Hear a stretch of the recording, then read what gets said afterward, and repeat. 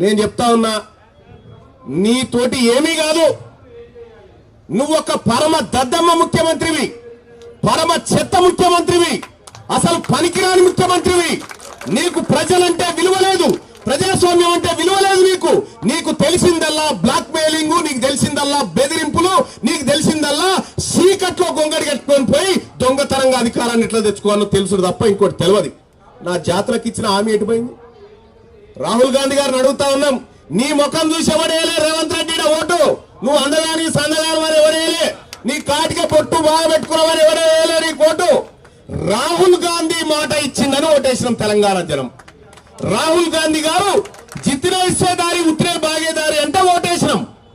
రాహుల్ గాంధీ గారు కులగణన చేస్తామంటే ఓటేసినాం. రాహుల్ గాంధీ గారు 20,000 కోట్ల రూపాయల బడ్జెట్ ప్రతి ఏడాది బీసీలకు పెడతామంటే వేసినాం. నీ ముఖం చూసి ఎవడేసిండా? నీ ముఖం చూసి ఎవడేసిండా?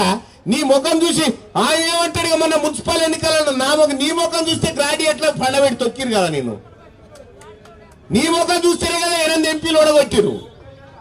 ఇప్పటికైనా బుద్ధి తెచ్చుకోవాలి ఈ ప్రభుత్వం బుద్ధి తెచ్చుకోవాలి.